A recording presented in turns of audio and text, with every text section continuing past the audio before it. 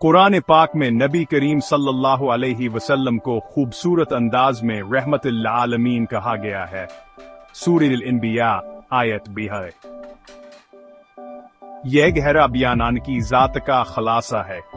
वहामीद की कर नबन कराए रास्तबाजिया व रहमतुल्ली की राह रोशन करने वाले रहनुमा बनकर अल्लाह ने इन्हें सिर्फ मुसलमानों के लिए नहीं बल्कि पूरी इंसानियत के लिए चुना। इनका पैगाम आलमगीर था, नस्ल सकाफता व रुवत की तमामत से बलातर। कुरान मजीद आनके हमदल तबीयत पर जोर देते हुए फरमाता है, और हमने तुम्हें रहमतुल आलमीन बनाकर भेजा। सूरह अल-अंबिया आयत 12 है। ये आयतान के पैगाम और मशरक़ की आलमगीरियत को दोहराती है। वह हर हमद का मुजस्मत है, लोगों के दुखों को दूर करने और उन्हीं अमनावर समझदारी की राह पर गामजिन करने के लिए भेजे गए थे। उनकी जिंदगी हिम्मत और बख्शिश जैसी खुदाई खूबियों का सबूत है। उनकी तालीमात जो कुरान और उनकी संत में महफूज हैं, जिंदगी के हर शबे के लोगों के लिए अल्हामा और रहनुमाई का जरिया हैं। उनकी मिसाल से हम सब मखलूकात के लिए रहम, हमदर्द या और मोहब्बत का हकीकी मफहूम सीखते हैं। नबी करीम सल्लल्लाहु अलैहि वसल्लम की हिम्मत महज़ एक तस्वुराती चीज नहीं थी, बल्कि एक अमली हकीकत थी। वो हर एक के साथ खवास का समाजी मकाम या अकीदा कुछ भी हो, इंतहाई मेहरबानी और एहतराम से पेश आते थे। इनका दिल रहमत से लबरीज था, यहाँ तक कहान लोगों के लिए भेजवान के मुखालिफ थे। उन्होंने अपने पैरोकारों को सिखाया, कहो हर हमदर्द लहूं, यहाँ तक कहान लोगों के साथ भेजवान से दुश्मनी रखते हैं।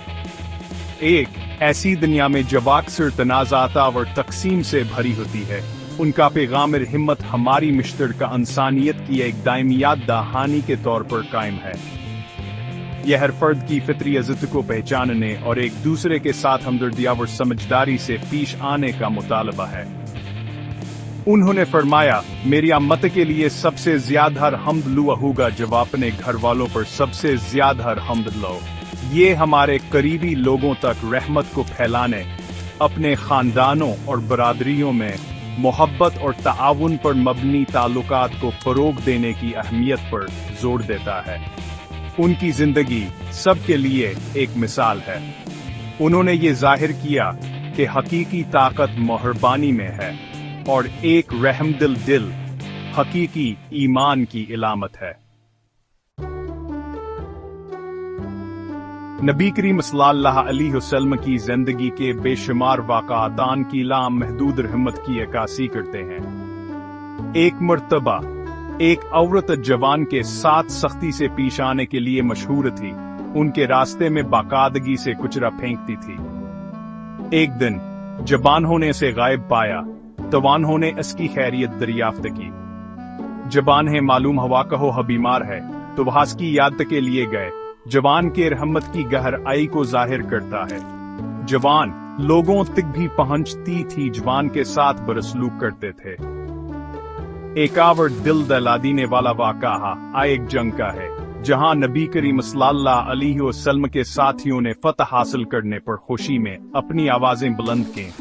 उन्होंने नरमी से इन्हें याद दिलाया, क्या तुमने नहीं सुना, अरफा के दिन मखलूक पर रहमत के दरवाजे खोल दिए जाते हैं, किसी भी दिन से ज्यादा। यह तमाम मखलूकात के लिए इनकी गहरी फिक्र को उजागर करता है, यहाँ तक कि जंग के दौरान भी उनकी हिम्मत फतह शिकस्त की हदूद से बालातर थी। बच्चों के साथान का बर्ताव शफकत से भरा होता था।